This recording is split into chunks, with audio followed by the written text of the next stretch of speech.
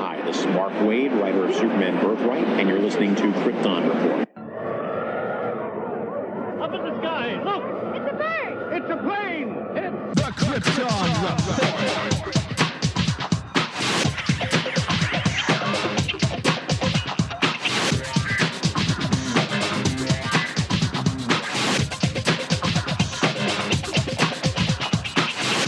I am your host, Tyler, and welcome to Krypton Report, a podcast dedicated to all things Superman, Supergirl. We're going to look at the Supergirl TV series, as well as the Krypton TV series, anything that has to do with the characters in their world. Comics, movies, TV shows.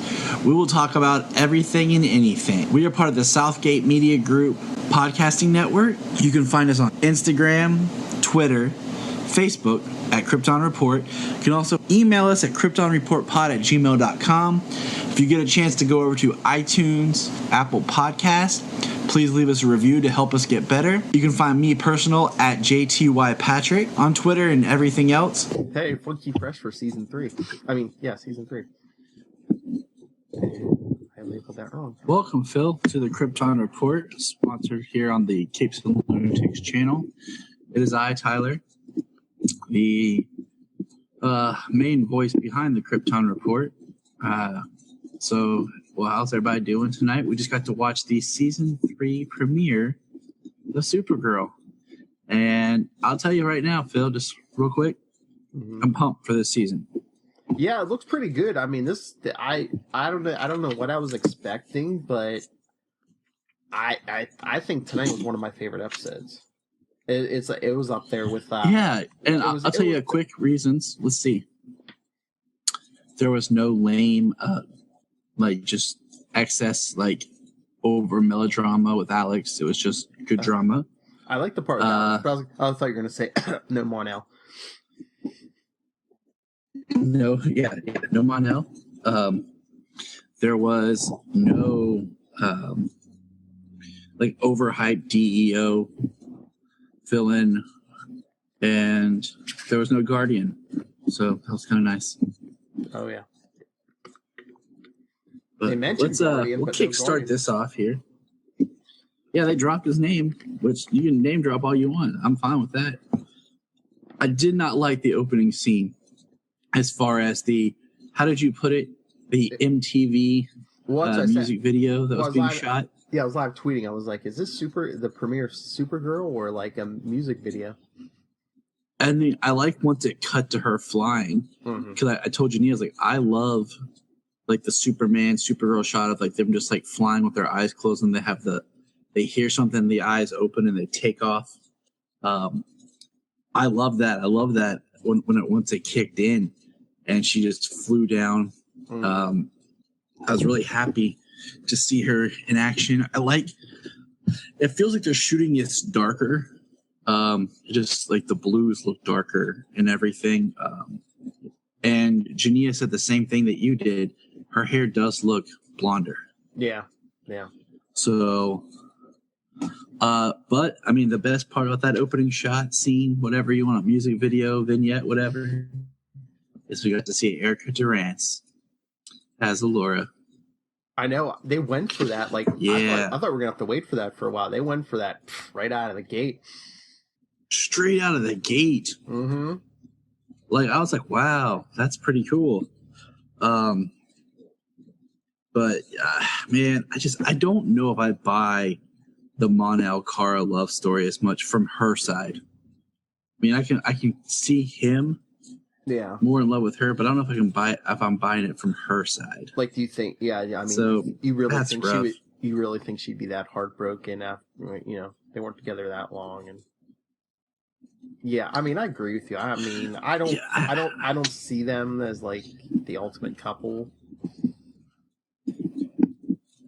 Yeah, they ain't me and Jania and Phil and Danielle. You know what I'm saying? But they just want to be. But yeah, I mean, we already got Erica Durance as her mom, so I wonder if they're going to do the holographic mom again this season. And if they're he's got a Superman. Yeah, where'd that go? Oh, I wonder if we'll get it now. Where'd that go? If it'll be Erica Durance. It would be nice. It would make sense. I mean, to keep it the flow, to just keep her as the idea. Because she really didn't get like a speaking part tonight. No, I'm hoping like they'll figure out something like maybe a flashback. What if her mom is actually in the? Well, what if her mom's in the Phantom Zone? No, could be. And Mon-El's in the Phantom Zone. Mm-hmm. And like when Kara like closes her eyes, because like I remember in Smallville they talked about like Jor-El did the Phantom Zone, but only a member of the House of L could open it from the inside to get out. So like that's how Clark was able to get out. What if there's something where a member of the House of L is tied to the Phantom Zone, and she's like sensing her mom and Mon-El are there? I don't know. What if that's not a dream? What if somehow they're like trying to contact her or something? Good idea. I do like. I mean, it's dumb, but the robber, like, I love the shot of them, like the Gatling gun shooting her, and I'm just like, is this robber from out of town? You know, because I'm like, just like, hey, Supergirl's here. Let's skip this town. Let's go next door. Well, let's go to Bloodhaven. Well, I mean, the whole thing with the Gatling gun and even her like floating overhead, I got like a really Superman Returns vibe tonight. Okay, so that whole scene reminds me of Superman Returns. Now, jumping ahead, the boardroom scene reminds me of a scene that probably got cut from BVS.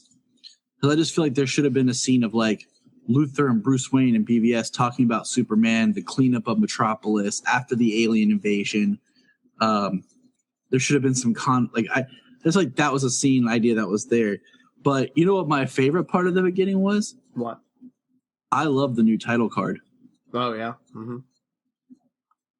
I'm a big fan. If you're going to use title cards, changing each season as a season identifier. So we had the first season that had a title card. It was changed for the second season being on CW, and now they've changed it again, and I love it. Like Supernatural does it, and it really helps just keep track of where you are. Arrow sort of did it, sort of does it, but it's weird. It's like the first two seasons were the same. The third season had the emblem. Season 4 was supposed to be more green. But I think season 5 was still the same as season. I don't know. Like they tried. They suck.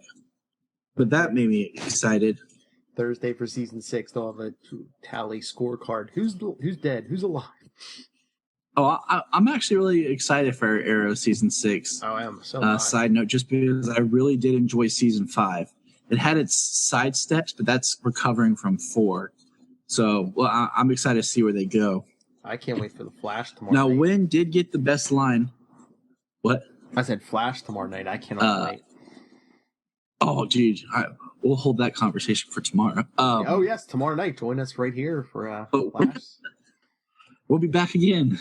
Same time. Wynn got the best line when he said, Kara went from Little Miss Sunshine to Alex.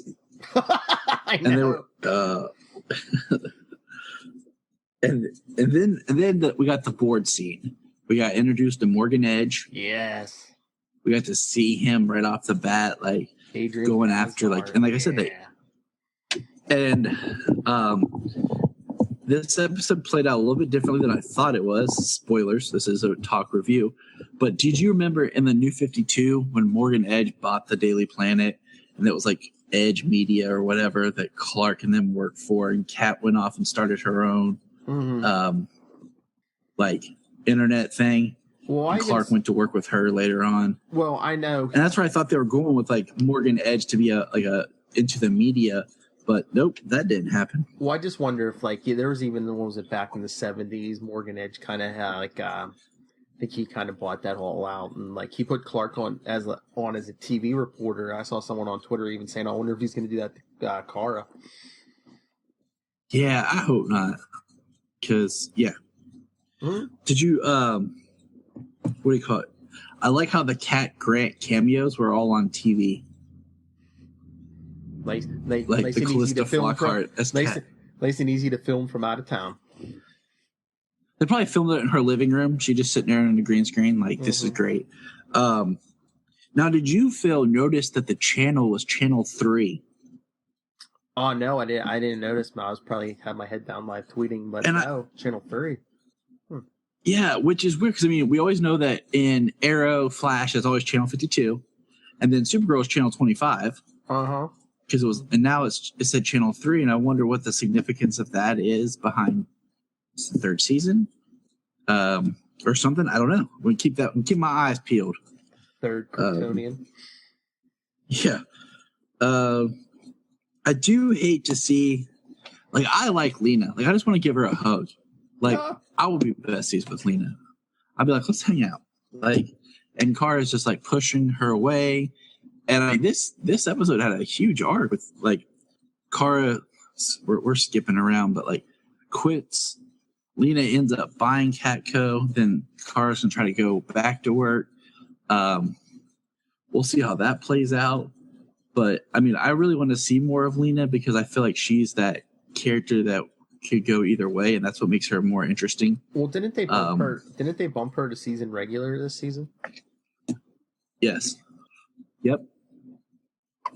And then so and is Bloodsport an actual character from the comic? Because I could not remember, and I didn't get a chance to look it up. There was actually two of them.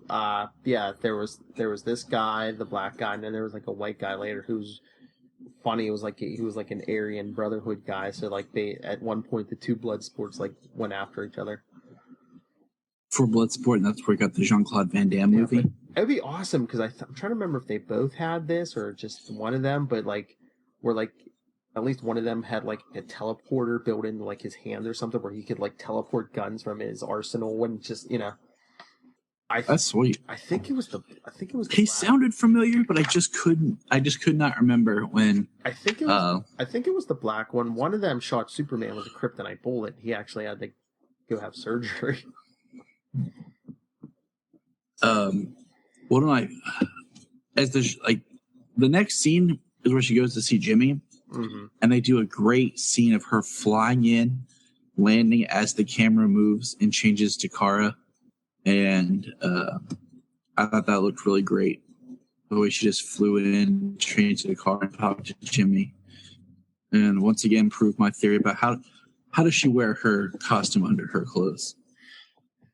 That's the deep question that we're asking. All fans to email us at kryptonreportpod@gmail.com, tweet us, kryptonreportpod, because how does she wear that under her clothes? I told you my theory. She doesn't. It's super speed. She actually has it like in her glasses. She just like pushes something, shoots out her glasses. She needs a costume. I was gonna say she needs a costume ring, but Barry doesn't even have that yet. Okay, so there's the one scene that Lena's talking to Morgan Edge, and it seemed like Katie McGrath's English accent slipped out a couple times. You bloody wanker! You're not getting the plan. I was like, wait a minute, did that slip? Could, I guess it could. But it's like, then what do you do? Another take? You're like, crap, I just leave it. No one will notice. Yeah. This is a Kevin Smith movie. They make the comment where they like, Supergirl, Kara Danvers lost her boyfriend, but technically Supergirl lost her boyfriend too. Like, we have she refers to herself as Supergirl, Kara Danvers, but she never refers to herself as Kara Zor-El. Like, I kind of thought that's where she was going to go in the scene where she's talking with Alex, and she's like, "You're Kara Danvers." That was the best acted scene of this episode. Oh yeah, totally. I mean, you could feel the tension with the two sisters. You felt for them. You were just there, and like I was waiting for Kara to kind of say like, "No, I'm not Kara Danvers." She's like, "I'm not even really Supergirl." I just love that whole. She's like, "I'm not human," and. Because it's the same thing that people forget when it comes to Clark Kent Superman. Clark is not Clark Kent. Like the Clark Kent that everyone sees is as a fake, is an act. Superman, in a sense, is an act too. The only time he's really himself is when he's Clark. But he's like, I think the only time we've ever really seen that scene on film, kind of thing, is in Superman Returns when he's there on the farm with his mom. Where he's not rushing off to save the day, and he's not the bumbling buffoon. He's just being the person that he is. And I think that's where I was kind of looking for this scene to go with Kara, is her being like, I'm not Kara Danvers. You know, that was something I had to become. That's my human side. That's what I had to become to be human. Yeah, and I'm not really Supergirl. She had to overcome that more because he came here so young. He really didn't remember Krypton. She came. How old was she when she? I mean, she was what? I think it's like 15 or 12. Okay. 12, because they said she's been here for 15 years later. Is what it is. Yeah. So yeah, she was when she crashed. I think she was supposed to be 12 in this series. In the show, yeah. Yeah. We get so they're having Supergirl Day. Kind of remind me a little bit of Flash Day. Just want to throw that out there. That statue. I love that banner that they had hanging. The giant curtain of Supergirl. That was really cool to see, just floating there. But that statue, one, it reminded me of the Black Canary statue, but not as bad. And two, was that supposed to be steel? Was it a girl statue of steel? Yeah, because it said "Girl of Steel." Yeah. So that would make sense. Mm-hmm. That it would be steel. It'd be stupid if it was lead or aluminum foil. But that whole attack, I was waiting for something to happen to Maggie, because didn't they say she's? So was I. Okay.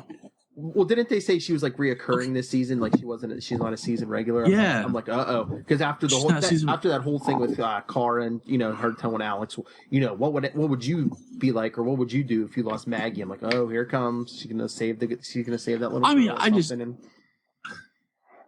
I just felt it when they were doing. They were talking on the comms. They were like, my dad can't come, and they were making up. I'm like, you're just setting her up to die. I'm like, that is what's going to happen. Maybe here in a minute, she's going to die. She's either. And then I was like, okay. Well, unless she dies later in the season. But all right, here's my thoughts on the wedding. Because didn't they say the big crossover is going to be focused on Alex and Kara? What if we're getting? They did. What if we're getting 2 weddings for the price of 1 in that crossover? Barry and Iris and Maggie and Alex. Good idea.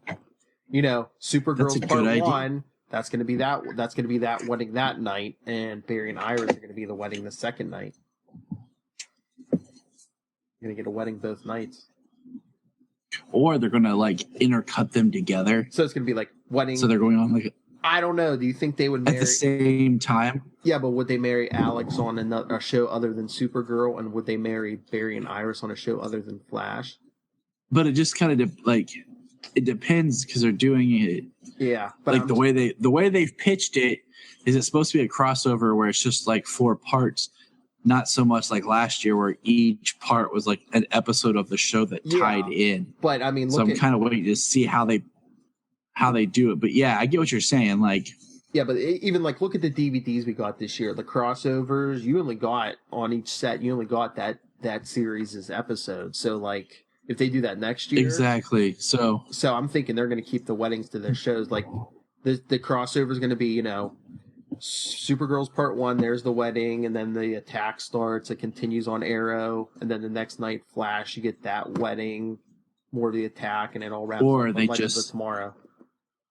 Or they drop it and they just or less. Well, I mean, technically, it would wrap up on Arrow, wouldn't it? Because no, they're moving Arrow that week to Monday after Supergirl, so that's what. Yeah, that's right. Monday, Supergirl and Arrow, and then Tuesday is Flash and Legends. And then Flash or they'll just take that whole crossover and just release it as a DVD, Blu-ray, and it won't be. Unless on Supergirl it'll be a special edition. What if they didn't say anything about Maggie. Didn't they say the crossover focuses a lot on Supergirl and Alex? What if they attempt the wedding and Maggie gets killed in that first part by some and then Alex asked Barry to go back in time. She asked Barry to go back in time. And he's like, I can't do that. And then Alex has a vendetta against Barry for no reason. Or she's just Alex weeping at his wedding because she sees what she can't have. And then she shoots Iris at the wedding. No, she is. Sound like my son. No. All right, let's circle back around. We got to meet Ruby, who's the huge Supergirl fan, whose mom, I guess, is going to be Rain. I guess.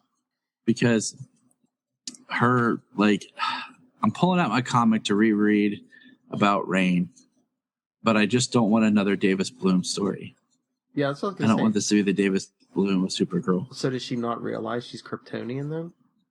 Is she like really Kryptonian, or is she like some? I can't remember. Man, I'm not even. My head hurts. I can't remember that because I don't. stuff. I don't. Like I said, that much. I remember like But part of it was like they're changing it for the show, so it's like, all right, I'm not going to try. But I'm saying on the show, does she not remember she's Kryptonian? Does she not care? Is she trying to hide it? Was she raised in an orphanage? You know, And was that her ship that got activated or whatever, thanks to Morgan Egg bombing the sea? and is that girl? But I did like that Kara had the sub. She flew out of the water with the sub on top. The Hunt for Red October, I guess. That was awesome. Mm-hmm. Put me down, Lassie. But no, the thing about Rain is that girl her biological daughter? Because if so, she's half Kryptonian then. Like I said, it's going to be something. So we'll see where they take that, because we have that final shot, skipping ahead, shot where you think it's Kara dreaming of her mom again, but Alora turns around and has like a scary, vampiric, monstrous face, and it's Rain that wakes up. So ooh. Yeah, that's what I was thinking. I was like, why is Rain dreaming of Kara's mother? But I mean, even though they've recast, weren't Kara's mother and aunt twins? So could that not be Kara's mother Rain's dreaming of, but her aunt? Could Rain be Kara's cousin? Another cousin? That would be kind of cool. On her mother's side? That would be cool. We also got to expand family. Mm-hmm. She has. So, mm-hmm. When we get Alex asking Jean to walk her down the aisle, which was, even Nia was in tears. So that was a really good episode. I mean, we didn't get any Martian Manhunter, which was kind of nice, to be honest with you. I mean, we got to see his eyes glow red. Mm-hmm. I hope they don't pull out Gotham. But the first episode's awesome, and then the next one sucks because they brought back Barb. But I just want them to. We know how, like we talked about before, season 3 of Arrow started good and then just went down the crapper, and then that, because of that, had fallout for season 4. Season 3 of Flash was like started out good, then Savitar got to be redundant, and then Barry was Savitar. It was in the crapper. So we don't want season 3 of Supergirl to fall into this pattern. Well, what could possibly go wrong? Come on now. The man whose name makes no sense. Monel.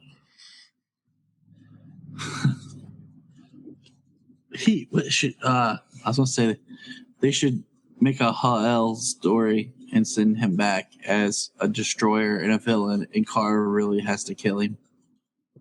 And that'll send her over the edge. Yeah, she's already on the edge now. But I liked it. Like, I mean, I'm excited for this season. My biggest is what do you call it? The reveal of just whole Kara is just. I like the idea of her leaving Kara Danvers behind. Yes. And moving into just being Supergirl. And they started that, and then I'm hoping that when she tries to go back to Catco, they won't let her back. Well, I don't know. Like, now that her buddy Lena's running things, so I'm sure she'll be back. But I was surprised. She told Jimmy she quit. Or is Snapper gone? Are we not getting Snapper this season? Well, we got the line. They said Snapper was gone on sabbatical. Oh, did he? I missed. So I was like, that too. Okay. Yeah, I was like, yep. So there we go. That's quickly writes out him out of the show for however long they want him to be gone. So he wasn't working as a character. Well, they really didn't flesh him out. I mean, they bring him in like every other episode just to say, Danvers, this is crap, Yeah, I mean, they didn't do anything right with him. So of course no one's gonna like Snapper. You didn't even know what you were doing with the character. That's what I'm wondering. I wonder now that Lena's in there, and she's like, I don't know how to run it. She's like, you can't quit. I don't know how to do this without you. Is like Kara gonna be like what Snapper was last season? Is she gonna take his position? And would that make Jimmy angry and set him off? Mm-hmm. And because he's like, you didn't even care about this until What if Jimmy goes back to like staff photographer and Lena gives Kara his office and job? See, that's what I'm talking about.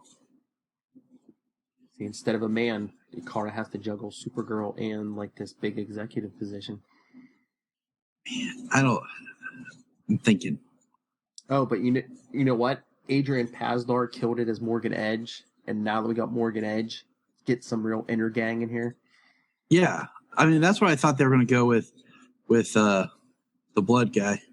Yeah, Bloodsport. That's what I was hoping for, but I mean, thanks to the Justice League movie, we're probably not going to get Darkseid or Apocalypse, but let's get some inner gang in here. Let's get inner gang. Let's get Mongol, dude. I'm telling you. Yeah. That's why I always say Mongol. Well, we don't know where Mon-El was at, so that's where he could be. Hopefully getting beat up like a little something. B word. So yeah, I'm pumped. I'm waiting. I told you that tonight's episode was one of my favorites. I mean, it's up there with like when Kara met Barry for the first time, and it's not a good episode. It's up there. It's probably my top 3 or top 5, man, for this series. I liked seeing her more of like the angrier and like serious, just to what do you call it? To go back with not what we've already seen before. Not so really. Oh golly gosh! I mean, that was pretty cool. I think she toned it down a little bit, but I still like how she left Morgan Edge on that ship in the middle of the ocean. Oh, dude, that was great. I was like, man, she's just gonna leave. Like, we're both blah blah blah, and I was like, man, don't leave. And then she like leaves, and I was like, yes.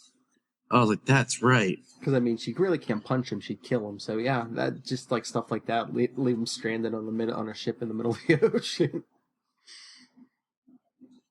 That is so. I don't know. Anything else you got? I don't think so. Just everyone, if you're watching us on YouTube, and you should be, join us back here tomorrow night, 9:15 p.m. Eastern, for our review of the Flash premiere. I cannot wait. Me and Luke are chomping at the bit. Oh my gosh, it's going to be so amazing. And it won't be as dark. They said it's going to be lighter than last season. Thank goodness. That's all that matters. Oh yeah. Is it's better than last season? I mean, last season started interesting, and then it just went weird. And our big bad, not a speedster. Yeah, that makes me happy. Nice. I don't know what that means, but it makes me happy. Yes.